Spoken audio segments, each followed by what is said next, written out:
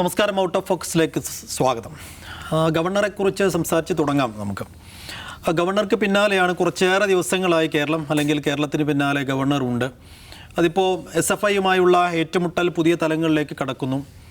Governor ഏതൊക്കെ വഴിക്ക് നീങ്ങും, ഗവർണറുടെ ഇപ്പോഴത്തെ ഒരു മൂഡ് എന്തായിരിക്കും, അടുത്ത മണിക്കൂറിൽ എന്തായിരിക്കും എന്നൊന്നും ആർക്കും പറയാൻ പറ്റാത്ത അവസ്ഥയാണ്. ഇന്നലെ രോഷാകുലനായ ഒരു ഗവർണറെ ഇന്നലെ നമ്മൾ കാണുന്നു. SFI സ്ഥാപിച്ച പോസ്റ്ററും ബാനറുകളുമൊക്കെ എടുത്ത് നീക്കാൻ പറയുന്നു. ഇന്നിപ്പോൾ മിഠായിത്തെരുവിലേക്ക് എത്തിയപ്പോൾ നമ്മൾ കാണുന്നത് വളരെ സൗഹൃദപൂർവ്വം പെരുമാറുന്ന, കുട്ടികളെയൊക്കെ വാരിപ്പുണരുന്ന, എല്ലാവർക്കും സെൽഫിയൊക്കെ എടുക്കാൻ നിന്നു കൊടുക്കുന്ന, ഹൽവ കടയിലൊക്കെ കയറി കുശലം ചോദിക്കുന്ന ഒരു ചിരിച്ച മുഖമുള്ള ഗവർണറെയാണ്. ഇന്ന് വൈകുന്നേരം അത് അല്പസമയം മുമ്പ് യൂണിവേഴ്സിറ്റിയിൽ വീണ്ടും അദ്ദേഹം മാധ്യമപ്രവർത്തകർക്കെതിരെ വലിയ രോഷപ്രകടനം നടത്തുന്നതായി നമുക്ക് കണ്ടു. അപ്പോൾ ഈ ഗവർണർ ഏത് നിലക്കാണ് അദ്ദേഹത്തോട് എങ്ങനെ പെരുമാറുന്നത്, അദ്ദേഹത്തിൻ്റെ റൂട്ട് മാപ്പ് ഇതൊന്നും അറിയാതെ പോലീസും മലയുന്ന ഒരു സാഹചര്യമുണ്ട്. അപ്പോൾ എന്താണ് അദ്ദേഹത്തിന് ഇപ്പോൾ സർക്കാരിനെതിരെയുള്ള ഒരു ഫൈറ്റ് എന്നതിനപ്പുറത്ത് അദ്ദേഹത്തിന് വേറെ എന്തെങ്കിലും ലക്ഷ്യങ്ങളുണ്ടോ എന്നൊക്കെ നമുക്ക് തോന്നിപ്പോവുകയാണ് അദ്ദേഹത്തിൻ്റെ മിഠായിത്തെരുവിലെ പ്രകടനമൊക്കെ കാണുമ്പോൾ. ആ വിഷയം സംസാരിക്കുകയാണ് നമ്മൾ ആദ്യം. ദാവൂദ് സാഹിബ്, എന്താണ് തോന്നിയത്? ഇപ്പം ഇന്നലെ കണ്ട ഗവർണറെ അല്ല ഇന്ന് നമ്മൾ മിഠായിത്തെരുവിൽ കാണുന്നത്. അപ്പോൾ ഓരോ സമയവും പുള്ളിക്ക് ഓരോ മൂഡാണ്. അപ്പോൾ ഇന്ന് ജനങ്ങൾക്കിടയിലേക്ക് ഇറങ്ങിച്ചെന്ന ഒരു ഗവർണറെ കണ്ടപ്പോൾ വേറെ എന്തെങ്കിലും തോന്നിയോ ദാവൂദ് സാഹിബ്? അല്ല, ഈ ഓരോ സമയത്തും ഓരോ മൂഡാണെന്ന് പറയുന്നത് ശരിയാണെന്ന് എനിക്ക് അഭിപ്രായമില്ല. ഈ മൂഡ് സ്വിങ്ങിൻ്റെ ഒക്കെ എല്ലാറ്റിൻ്റെയും അടിസ്ഥാനമായിട്ടുള്ള ഘടകം ഒന്നാണ്. ഞാനാണ് ഇവിടുത്തെ അധികാരി എന്നാണ് അദ്ദേഹം വിചാരിക്കുന്നത്.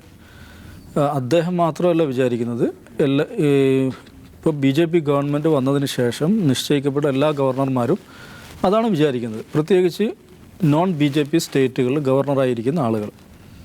ഇതിൽ അടിസ്ഥാന പ്രശ്നം എന്താണെന്ന് വെച്ചിട്ടുണ്ടെങ്കിൽ, ഗവർണർ എന്ന് പറയുന്നത് എക്സിക്യൂട്ടീവ് പവേഴ്സ് ഇല്ലാത്ത ഒരു ഓഫീസാണ്. ഗവർണറുടെ ഒരേ ഒരു ഉത്തരവാദിത്വം കൗൺസിൽ ഓഫ് മിനിസ്റ്റേഴ്സിൻ്റെ അഡ്വൈസ് അനുസരിച്ച്, അവരുടെ ഉപദേശം അനുസരിച്ച് പ്രവർത്തിക്കുക എന്നുള്ളത് മാത്രമാണ്. ഇത് നമ്മുടെ ഭരണഘടന വളരെ വ്യക്തമാക്കിയ കാര്യമാണ്. കോൺസ്റ്റിറ്റ്യൂൻ്റ് അസംബ്ലിയിൽ അംബേദ്കർ കൃത്യമായി പറഞ്ഞ കാര്യമാണ്. 1/2 ഡസനോളം സുപ്രീം കോടതി വിധി ആ വിഷയത്തിൽ ഒരു സെറ്റിൽഡ് പ്രിൻസിപ്പിളാണ്. ഗവർണർ എക്സിക്യൂട്ടീവ് പവേഴ്സ് ഇല്ലാത്ത ഒരാളാണ്. സംഭവിക്കുന്നത് എന്താണ്? ഈ പറയുന്ന സംസ്ഥാനങ്ങളെല്ലാം, കേരളത്തിൽ, തമിഴ്നാട്ടിൽ, തെലങ്കാനയിൽ, വെസ്റ്റ് ബംഗാളിൽ, ഇവിടെയെല്ലാം ഗവർണർമാർ എക്സിക്യൂട്ടീവ് പവേഴ്സ് ഏറ്റെടുക്കുന്നു. എക്സിക്യൂട്ടീവ് പവേഴ്സ് ഏറ്റെടുക്കുമ്പോൾ സ്വാഭാവികമായിട്ടും അവിടെ ആ സംസ്ഥാനം ഭരിക്കുന്ന കക്ഷികളുടെ ഭാഗത്തു നിന്ന് അവിടെയുള്ള രാഷ്ട്രീയ പാർട്ടികളുടെ ഭാഗത്തു നിന്ന് എതിർപ്പുണ്ടാവും. ആ എതിർപ്പ് സ്വാഭാവികമാണ്. അതൊരു രാഷ്ട്രീയ പ്രതിരോധമാണ്. ആ രാഷ്ട്രീയ പ്രതിരോധം എന്താണ്? നിങ്ങൾ ഈ സംസ്ഥാനങ്ങളുടെ അധികാരങ്ങളിൽ കൈകടത്തുന്നു, അത് അനുവദിക്കുകയില്ല എന്ന വളരെ സ്ഫുടതയുള്ള, വളരെ സ്പഷ്ടമായ ഒരു രാഷ്ട്രീയ പ്രസ്താവനയാണ്. അത് ഇവിടെ കേരളത്തിൽ അത് ഉയരുമ്പോൾ അത് സഹിക്കാൻ ഈ ഗവർണർക്ക് പറ്റുന്നില്ല. അതുകൊണ്ടാണ് അദ്ദേഹം പോലീസുകാരെ ഉപയോഗിച്ച് ബാനർ ഏൽപ്പിക്കുന്നത്. അങ്ങനെയൊക്കെ എങ്ങനെയാണ് ബാനർ ഏൽപ്പിക്കാൻ പറ്റുക? ആ പോലീസുകാരനോട് ഷൗട്ട് ചെയ്യുമ്പോൾ പോലീസുകാരന് തിരിച്ചു പറഞ്ഞാൽ ഇറ്റ്സ് നോട്ട് മൈ ഡ്യൂട്ടി എന്ന് ഈ IPS കാരനായിട്ടുള്ള ഇയാൾക്ക് പറയാൻ കഴിയുന്നില്ല എന്ന് പറഞ്ഞാൽ അദ്ദേഹം പോലീസ് അക്കാഡമിയിൽ എന്താണ് പഠിച്ചിട്ടുള്ളത്? പോലീസുകാരൻ്റെ ഡ്യൂട്ടി എന്താ? പോലീസുകാരൻ്റെ ഡ്യൂട്ടി ഗവർണർക്ക് സുരക്ഷ കൊടുക്കുക. ഓഫ് കോഴ്സ് അത് പോലീസിൻ്റെ ഡ്യൂട്ടിയാണ്.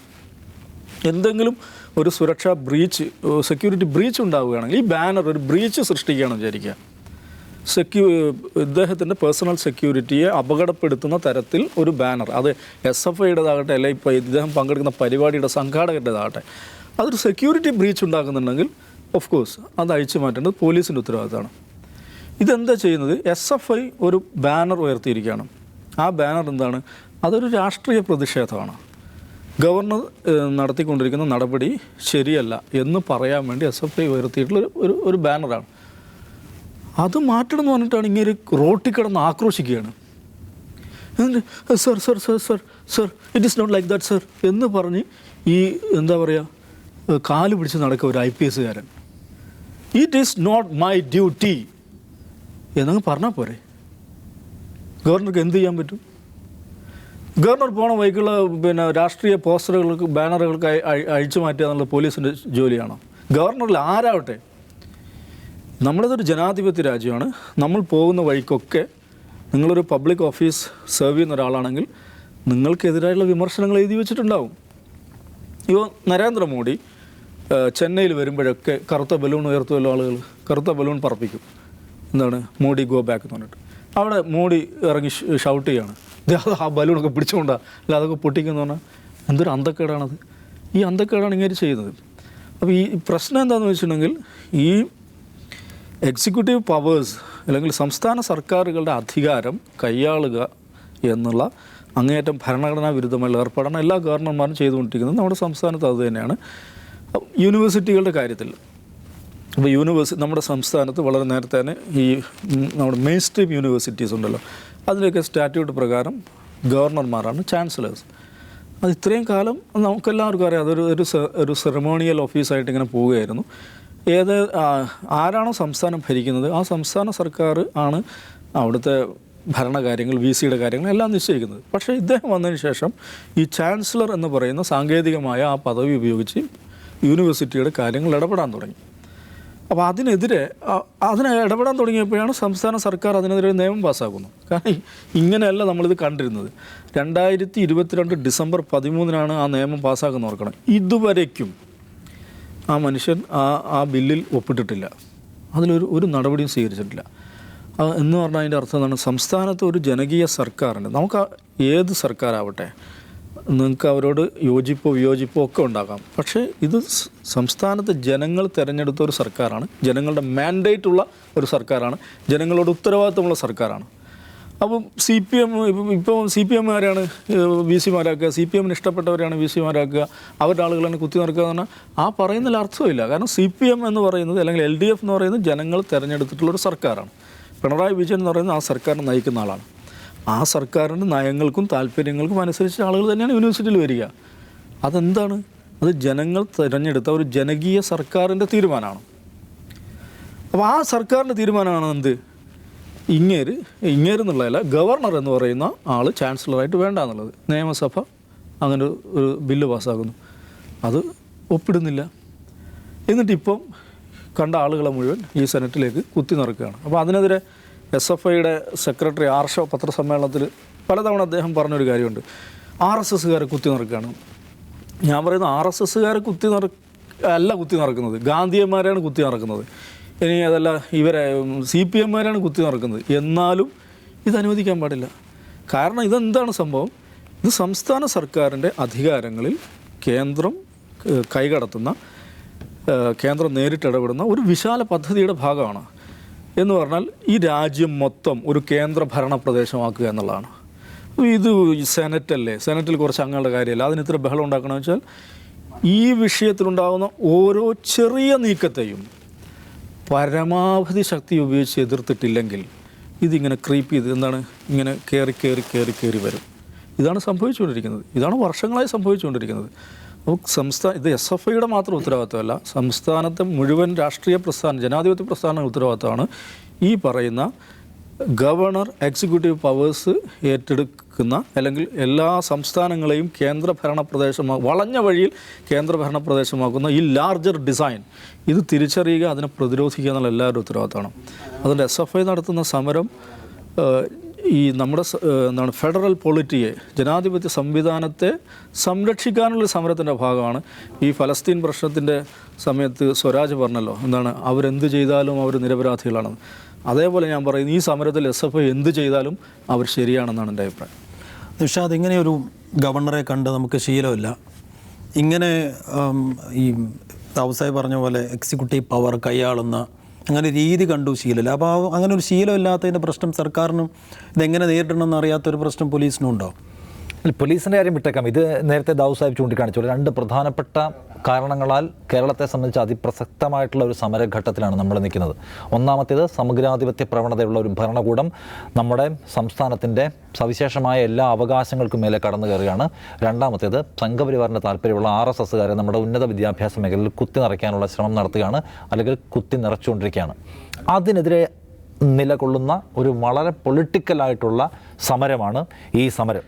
ആ പ്രാധാന്യം ഈ സമരത്തിനുണ്ട്. വേറെ പല ആംഗിളുകളും പല ആസ്പെക്ട്സും ഇതിനെക്കുറിച്ച് പറയാമെങ്കിലും ഈ സമരം ആത്യന്തികമായി നമ്മുടെ രാജ്യം മുന്നോട്ട് വെക്കുന്ന ഫെഡറലിസം എന്ന് പറയുന്ന ആശയത്തിന് വേണ്ടിയിട്ടുള്ള സമരമാണ്. കാവ്യവൽക്കരണം എന്ന് പറയുന്ന ഏറ്റവും വിപത്കരമായിട്ടുള്ള പ്രോജക്റ്റിനെതിരായിട്ടുള്ള സമരമാണ്. ആ നിലയ്ക്ക് ഈ സമരത്തെ നേരത്തെ ചൂണ്ടിക്കാണിച്ച പോലെ എല്ലാ അർത്ഥത്തിലും പിന്തുണയ്ക്കേണ്ട സമരമാണെന്ന് നമുക്ക് പറയുന്നതിന് ഒരു തടസ്സവും ഇല്ല. ഇപ്പോൾ ഇതിനകത്ത് ഈ സമരം വെറും മാത്രമാണ്. ഇത് SFIയുടെ ഷോ മാത്രമാണ്, SFIയുടെ അഡ്ജസ്റ്റ്മെൻറ്റ് സമരമാണ്, സർക്കാരിൻ്റെ വഴിതിരിക്കൽ തന്ത്രമാണെന്നൊക്കെയുള്ള ആക്ഷേപം കുറേ ആളുകൾ ഉന്നയിക്കുന്നുണ്ട്. പ്രത്യേകിച്ച് UDF ഉന്നയിക്കുന്നുണ്ട്, UDFിനകത്തെ പല കക്ഷികൾ ഉന്നയിക്കുന്നുണ്ട്. പക്ഷേ ഇതിനകത്തെ കോസ് അവിടെ നിൽക്കുന്നുണ്ടെന്ന് നമുക്ക് എല്ലാവർക്കും അറിയാം. കാരണം എന്താണ്? ഒരു മാസം മുമ്പാണ് സെനറ്റിലേക്ക് ദുരൂഹമായ ഒരു പട്ടിക എടുത്തു വെച്ച് ആ പട്ടികയിൽ നിന്ന് RSകാരെ ഗവർണർ കൊണ്ടുവന്ന് നിയമിക്കുന്നത്. അതിനെതിരെ എന്തുകൊണ്ട് ഒരു നിലപാട് പറയണം, അതിനെതിരെ എന്തുകൊണ്ട് പബ്ലിക്കായ ഒരു പ്രൊട്ടസ്റ്റിലേക്ക് പോകണമെന്ന് എന്തുകൊണ്ട് UDFിൻ്റെ നേതൃത്വം ചിന്തിക്കുന്നില്ല?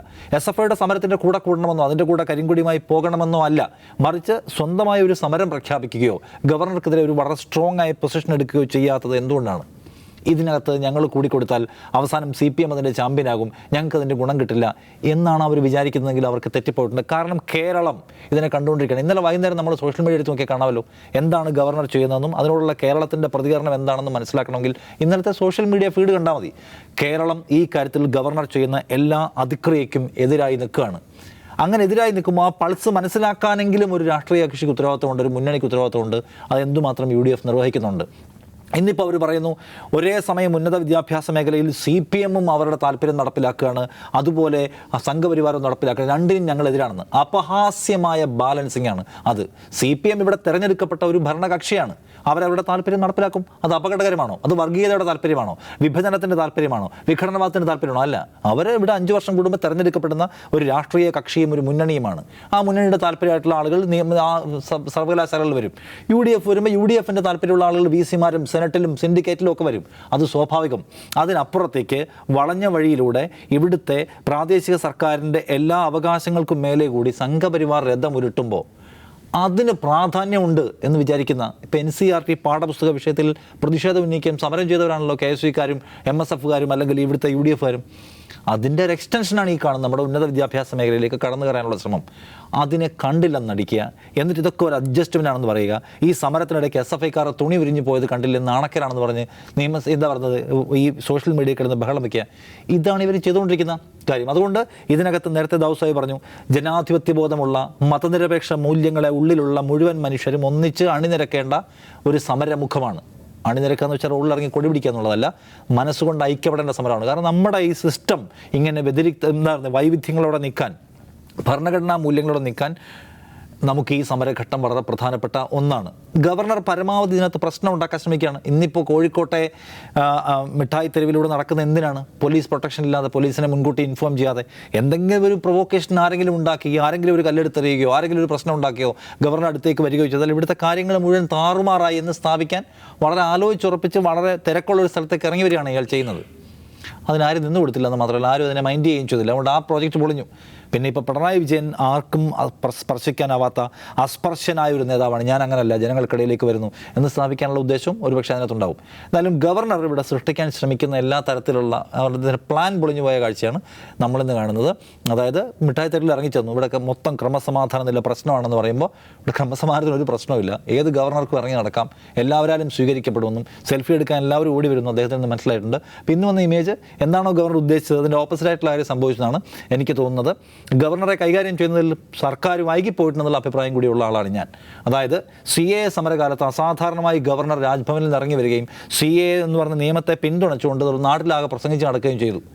അന്ന് ഈ ഗവർണറെ തിരികെ വിളിക്കണമെന്ന് രമേശ് ചെന്നിത്തല അടക്കമുള്ള ആളുകൾ ആവശ്യപ്പെട്ടപ്പോൾ നമുക്ക് അത്രയും ഒരു ഓപ്പൺ ഫൈറ്റിലേക്ക് പോകണ്ട എന്ന് പറഞ്ഞു.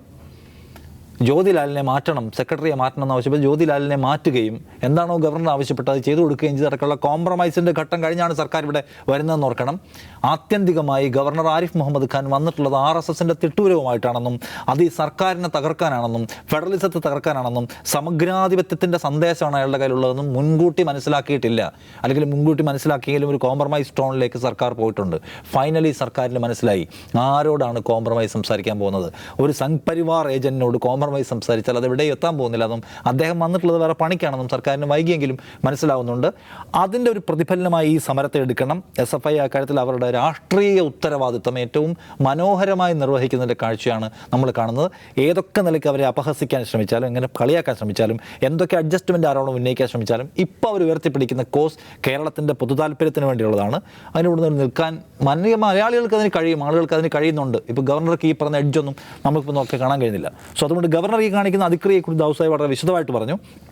അതിനകത്ത് എല്ലാവരും ഒരുപോലെ പൊസിഷൻ എടുക്കുക, പിണറായി വിജയനും ഗവർണറും മോദിയും എല്ലാം ഒരുപോലെയാണെന്ന ബാലൻസിങ് സിദ്ധാന്തം ജനം അവഗണിക്കും, ജനം അതിനെ പരിഹസിക്കും. അത് മനസ്സിലാക്കാൻ ഒരു 2024 പൊതുതെരഞ്ഞെടുപ്പിലേക്ക് പോകുമ്പോഴെങ്കിലും RSSുമായിട്ടുള്ള പോരാട്ടത്തിൽ, വലതുപക്ഷവുമായിട്ടുള്ള പോരാട്ടത്തിലും പൊളിറ്റിക്സിലും എവിടെ നിലയുറപ്പിക്കണമെന്ന കാര്യത്തിൽ UDF ഒക്കെ ഒരു ക്ലാരിറ്റി ഉണ്ടാക്കുന്നത് നന്നാവും. എന്ന് വെച്ചാൽ ഗവർണറിലൂടെ കേന്ദ്രത്തിന് നിഗൂഢമായ ചില ലക്ഷ്യങ്ങളുണ്ട്. അത് മനസ്സിലാക്കിക്കൊണ്ട് UDFും ഒരുമിച്ച് എതിർക്കുക എന്നുള്ളൊരു സാഹചര്യത്തിലേക്ക് വരേണ്ടതുണ്ട്. രാഷ്ട്രീയ താല്പര്യങ്ങൾ മാറ്റിവെക്കണം എന്നുള്ള ഒരു ആവശ്യം കൂടി ഉയരുകയാണ്.